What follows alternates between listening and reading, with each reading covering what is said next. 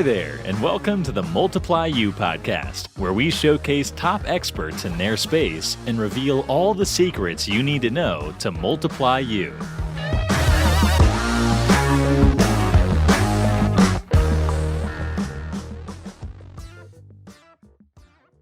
Hey, thanks everyone for joining. Austin Clark here. I am the host of the Multiply You podcast, where I talk with top leaders in business.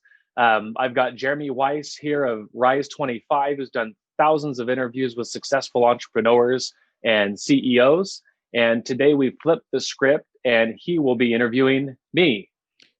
Austin, this is going to be jam-packed because this is, I don't know, everyone's favorite topic, but I think a lot of people's, which is top tools, software, resources in the pest control industry. In any industry, I always love when people are sharing what tools, software, services they use, and I'm writing down furiously. So this is going to be that type of episode. So get out a pad of paper. I actually have one in front of me, and I always learn from your secrets and your tips. So before we talk about it, this episode is brought to you by Moxie Pest Control. And I know, Austin, the number one focus for you and your team is buying other pest control businesses. So if you know someone who has a pest control business with 3 or more trucks on the road and it's a really respectable brand, he'd love to talk to you and their team would. And there's several people I've worked with. And you were telling me a story of Randy. He was in business for over 30 years. He wasn't interested in selling, never thought he could sell his company for what you paid for it. And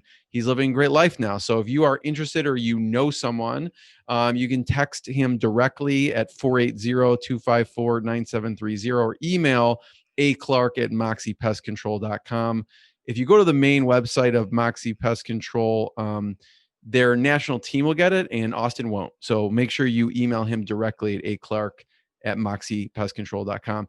Austin, top resources, tools, software.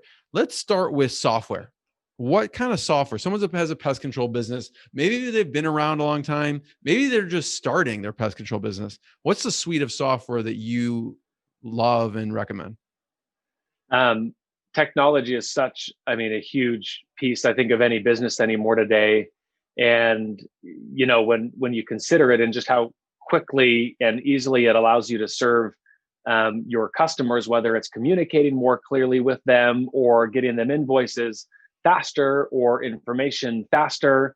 It's just kind of a must-have kind of deal. And so as far as pest control companies go, there are dozens of different platforms and CRMs out there that work really, really well. We've used a handful of them. We started with a firm called PestPack. And for what we were doing at the time, it worked really well. It worked really, really great.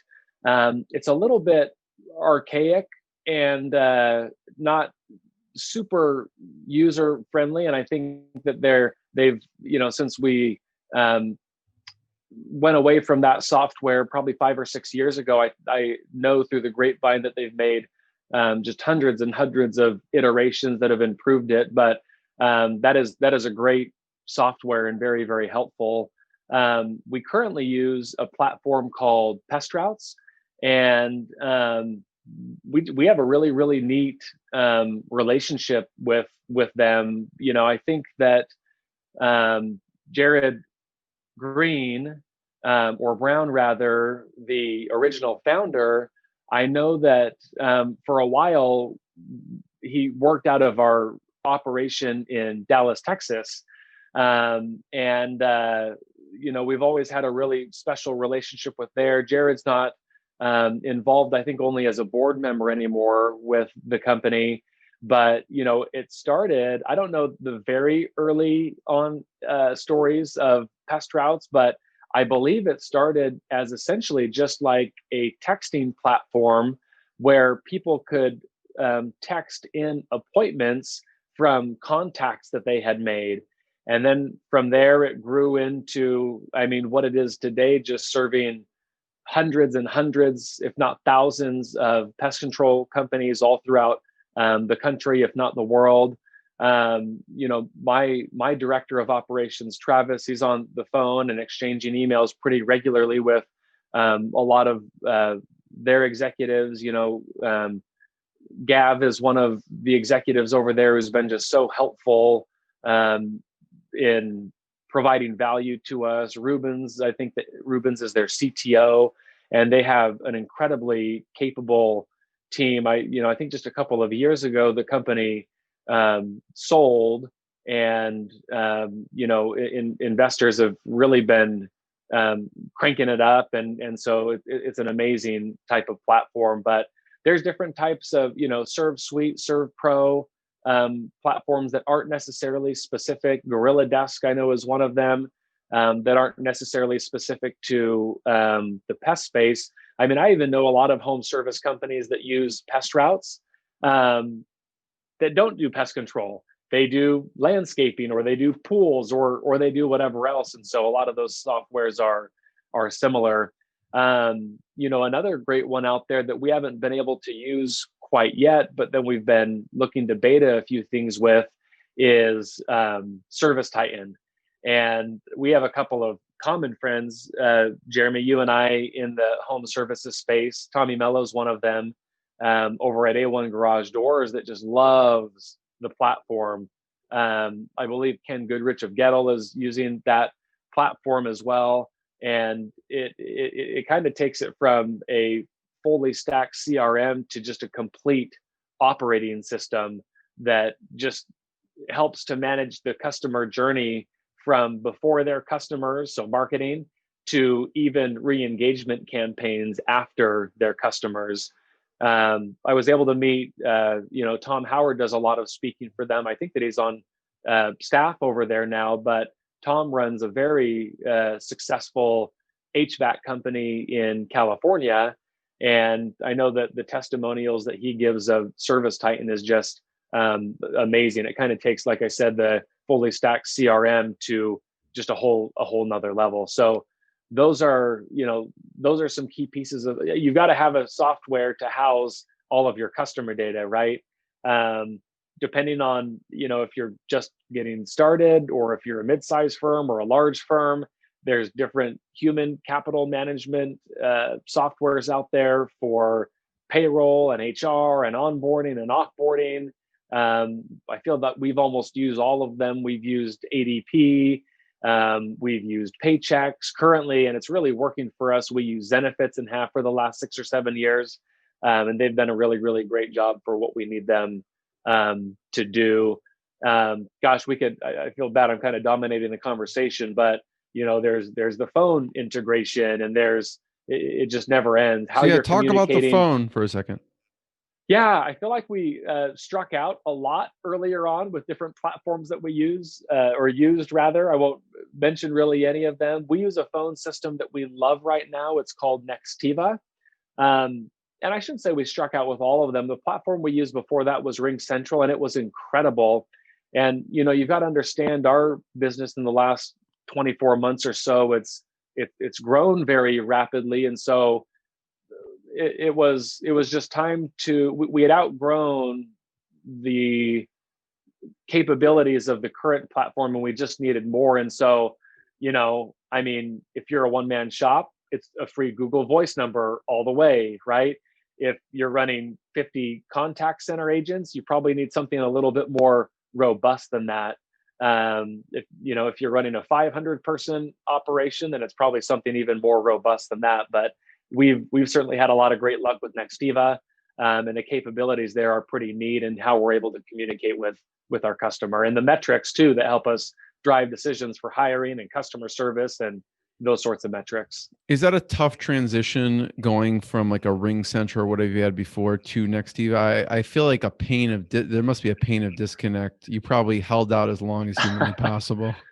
There is so much pain, Jeremy, involved in a switch. And that's why, we try not to do it. And so it is, switching payroll companies, that's a terrible thing to do. Switching phone platform. You consider, right before this, we were talking about employees, and imagine training 100 employees, right? And the ramp up and the resources and the whatever to be able to use, hey, I know that for the last few years, you've requested time off like this.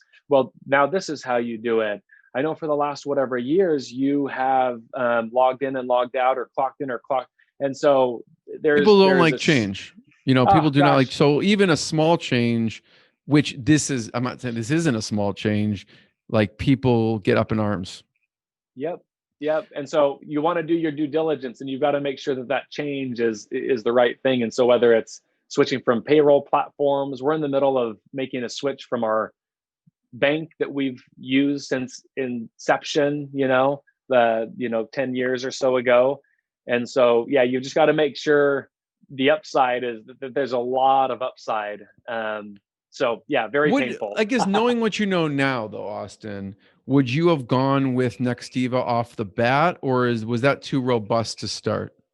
Yeah, no way. We wouldn't have gone with Nextiva right off of the bat. We didn't have the budget. We didn't have the need for it. Yeah. And so I think it's important to probably just consider your resources, consider where you are, and then kind of begin with the end in mind. And so is the end goal a $20 million company, or is it a $1 million company or a $100 million company? And then don't just behave that way now, but maybe make decisions based off of that. And that can trickle all the way down to what bank you're using, what payroll platform you're using. But I think that it's You want to natural as grow with company. you want to grow with Exactly. you. Yeah, as companies progress and grow, I mean, they have different needs. So, we'll talk about the other categories, but first on the software, there, from communication standpoint or marketing standpoint, what are any other softwares that you would tell people to look into? Yeah, so one that's been key for us that we really like, and consider what's happening with consumers, Jeremy, right? And so a lot of millennials are in the workplace now. I'm a millennial technically by like a year. And That's a so scary thought. how I No, I'm know just it's kidding. very scary. And so, it doesn't really matter how we, the business, want to communicate with our customer. I think that it's our job and our duty to understand our customer and to communicate with them the way that they want to be communicated with. And so, what I mean by that is some of your customers probably prefer the phone. Some of them would never pick up the phone and prefer email only. Some of them don't even have an email and only text, right? And so, how do we communicate with our customers? How do our customers want us to communicate with them? Maybe it's purely social, right? Facebook, Instagram, whatever. And so we love Podium. It is a incredible platform that allows us to be able to text inside of our software. It's kind of an integration or a plugin, if you will. And so, any given day in our operations center, we'll have 500 plus phone calls, but we'll exchange 1,200, on average 1,200 emails, 1,500 text messages. And so the phone is not the only way to communicate. It's still a key way to communicate. But so anyway, Podium allows us to be able to do just that. And there's other platforms that do the same thing, but Podium's been key. Trying to think of any other that have been just, real big game changers. I think those are the main ones. And again, they've all got competitors. And so those are the ones that are working for us now. If we do this again in a year or two, I know that we'll have moved on to different ones, and maybe we'll still have some of the same ones. And, there's new pieces of technology popping up to help improve our lives every day. Yeah, Podium looks amazing. Yeah. Podium's rad. You were talking before we hit record about Pronto. Yeah. So we internally, as far as internal communication goes, we have loved Slack forever, still do. We've, and I don't know if you saw them in the news, but I can't remember what company, but I think just purchased them for like $27.7 billion. And so that's not too bad of a payday, I think that was the valuation of your company that you got just last week, right, Jeremy? Exactly right. No, yours was higher than that. Yours wasn't that low. But I think they sold to Salesforce, I think. There it is. Yeah. Salesforce, who is that? Are they a new player in the game? I've never heard of them before. Yeah, exactly. Oh my gosh. So we love Slack, but we recently, for some of the customizable things that we needed to do, we have replaced that with Pronto. Pronto is very similar to Slack, and it really helps with internal communication. You can do video calls within it, messaging, forum groups, different sorts of things like that. And so that, if we want a quick response, we are looking to use Pronto internally. If it can be a longer type of response, we obviously use email. And then, external pieces of software, we're texting our customers using Podium, and housing a lot of their data in pest routes. And so I think those are some of the key ones that have been super impactful. I know it was game changing for us. I mean, we kind of try and have a rule where we're not allowed to communicate with email internally because it's just inefficient and it's just not good. And the productivity and efficiency just skyrocketed when we started using tool like, we like Slack as well, but Pronto would be an equivalent. So let's talk. So there's a bunch of software. That is a good range that we could talk about. Another kind of item, I guess, that you would say that is services is services, right? And professionals. So talk about who people should look into or recommend. It could be generally or specifics. I know you mentioned insurance, attorneys, and accountants are key for any business. Yeah, and I'll speak more generally about, those professional type services. But yeah, if you're forming a business, or, those of you that have already formed businesses and you've been around for a while, how important it is to have an incredible attorney that can help you navigate the legalese and make sure that you're doing things correctly and setting things up correctly. Similarly, you want to have a strong accountant, or accounting firm that understands how you're set up and how cash works and taxes work and those kinds of things. It takes me back to college and my accounting 241 class, which is the extent of all of the accounting knowledge that I have. Dr. David Forsyth was the gentleman's name.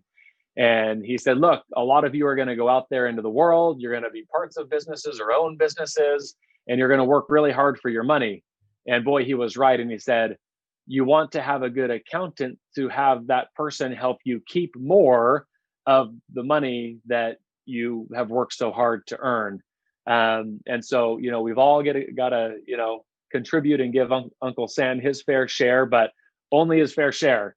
And so a good accountant will be able to help you to do just that, to keep more of your hard-earned money that you can then take around and reinvest it and make more of it. And an attorney will help you to navigate tricky waters and to also keep a bunch more of your money by not doing stupid things or illegal things or whatever else. And so, yeah, great tax person, great accountant, great suite of professionals and legal person. What about the insurance side of things? Yeah.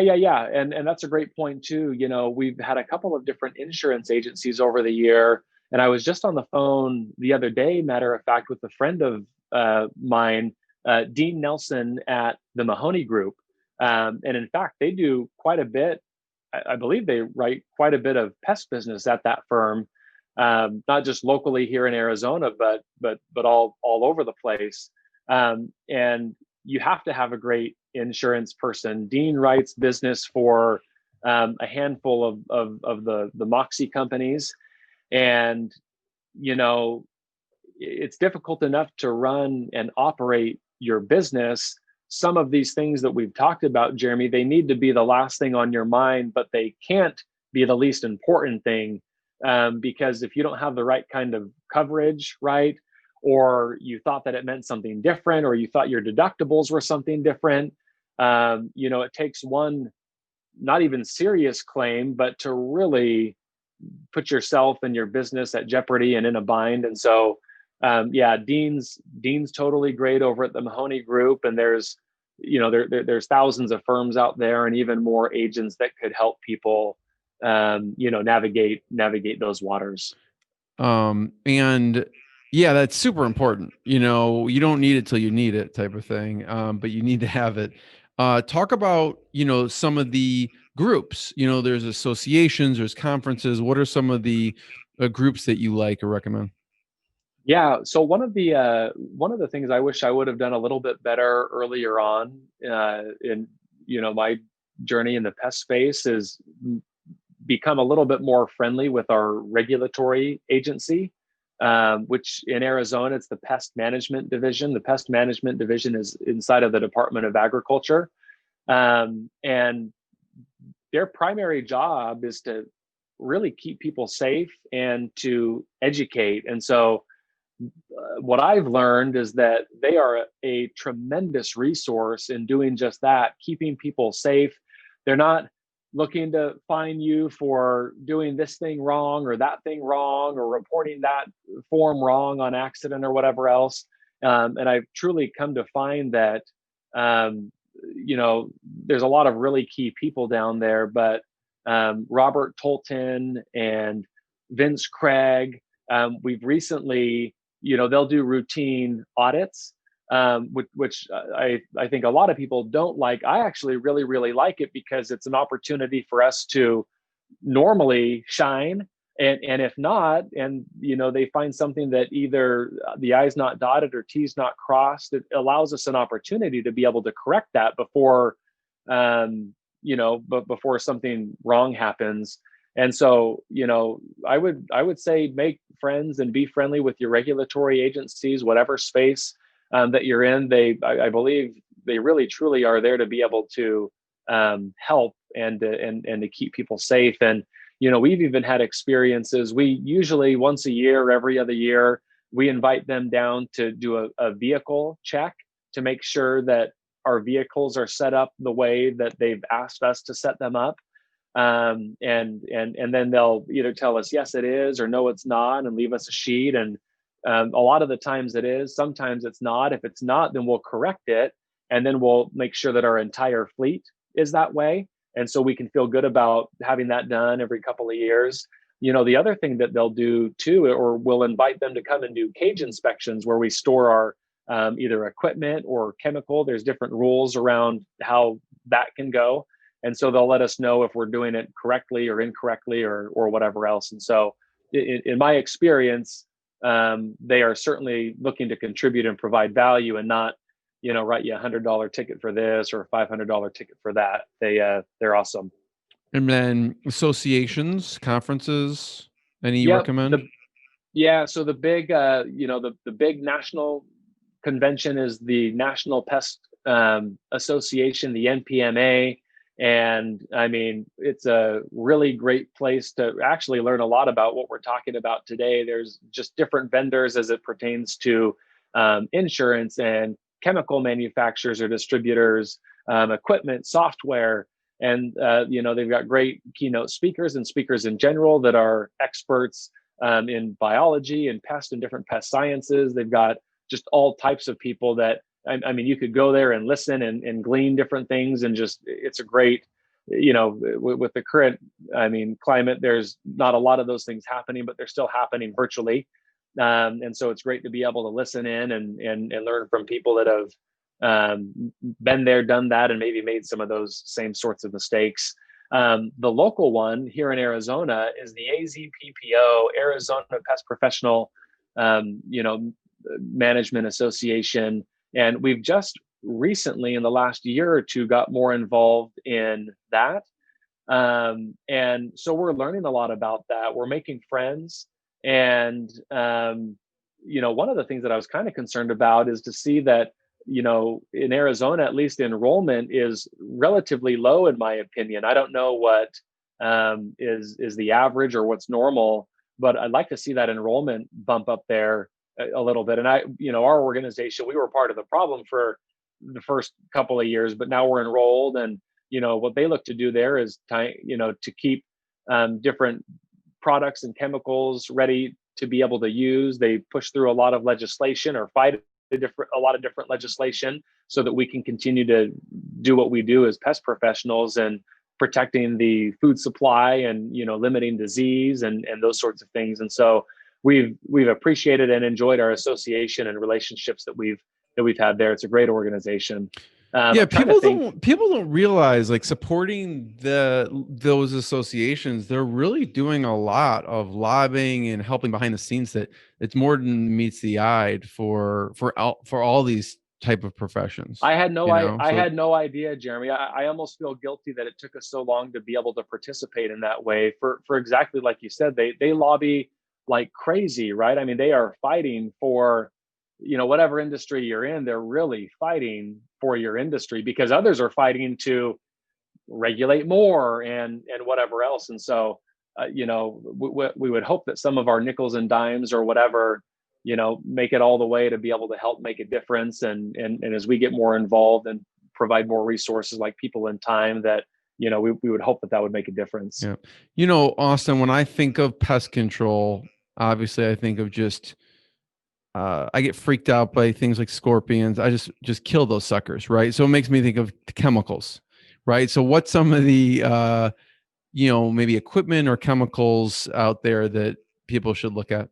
Yeah, so let me first put that to bed for you. So most of the products that any pest company would use at your place or your business or whatever, the toxicity level is so low. I mean, the household chemicals that you have under your sink have a higher toxicity level than almost any product that we would use or another firm would use on your property. You could drink the stuff, don't do it, probably tastes nasty, and you'd almost, you'd be fine. So, I think a lot of that stigma comes from years ago where a lot, malathion and chlorodyne and diazinon and some of these chemicals that would just kill everything. Those don't exist anymore. So it's a lot less, it's a lot greener, it's a lot friendlier, a lot less impact. But where you're going with that, as far as, great partners to have, you have to have an incredible chemical company to support you as far as being a pest control company. And the same if you're in the HVAC, business or pools or landscape or wherever. And so, earlier on, we received so much support. I'm really and still have a great relationship with Jack McClure today of Chemtech Supply. I was brand new to the industry, didn't know anything, Jeremy, and we were able to link up with him. He even helped get us in contact with some of the first couple of people that helped to provide the licensing for our company because he had to have so much experience and whatnot. And for years, Jack was a great resource in helping us to be able to diagnose or assess different pest issues we were having at customers' homes, different products to use during different seasons and that sort of thing. More recently, I've had an incredible relationship with Robert Snyder at Target Specialty and have been able to meet some really neat people and neat contacts there. And, there's different types of products for different types of pests and not, most of the companies sell all of them, but some of them are a little bit more specialized. Les Johnson at Cortiva, it has been another incredible resource, and they help with some of the termite work that we do. So just a lot of, I kind of feel badly. We'll have her on someday, but her name is Jackie Bell. And I remember she was at a competing chemical company that we weren't using at the time. And she walked into the office and kind of cold called. And I've called and apologized to Jackie. So if she ever listens to this, yeah, she she said what everyone says. She says, "Hey, this is what we're doing. This is what we're about. I want to be able to help you grow your business." I must have been in a salty kind of mood that day, but I just said, "Well, great. Tell me about that. How is it you're going to help me grow my business?" And that was dumb to say and not very kind. I'm thinking, hey, if you want to help me grow my business, go knock on some doors, go pick up the phone and start cold calling customers and that sort of thing. But I've gotten a little bit wiser, not much, but a little bit wiser since then. And you really do need key people like that can help you. As a business owner, you're just unable to do it all, right? And so you need, whether it's employees, right? Whether it's these strategic relationships or, you're exchanging money, for time, or expertise so that they can provide value to you. And so Jackie's an absolute sweetheart. She has provided so much value. I've apologized to her, like I said. And, a key chemical person can help you to save money. They can help you to understand rebates better. They can let you know when a new product has come out that is hot on the market or that works really, really well for a certain situation. They can help provide continuing education units, right? Not just to you, but to your employees so that they're better educated and better trained. They can let you know about legislation that's coming down the pipeline or whatever else.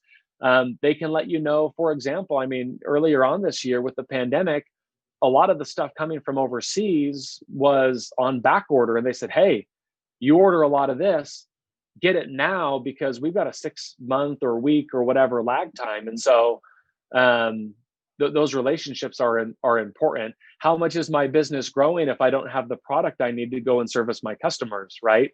And I would never know that if I didn't have relationships like that. Austin, first of all, thank you. Thanks for sharing these. I think for any business owner, any service-based business, some of these are really valuable, not just for the pest control, but any industry, especially pest control. So thanks for having me. Everyone should check out or email aclark@moxiepestcontrol.com.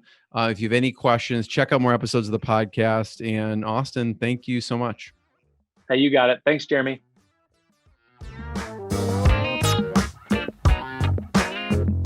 Thank you for listening to the Multiply You podcast. You'll see us again soon when you subscribe for future episodes.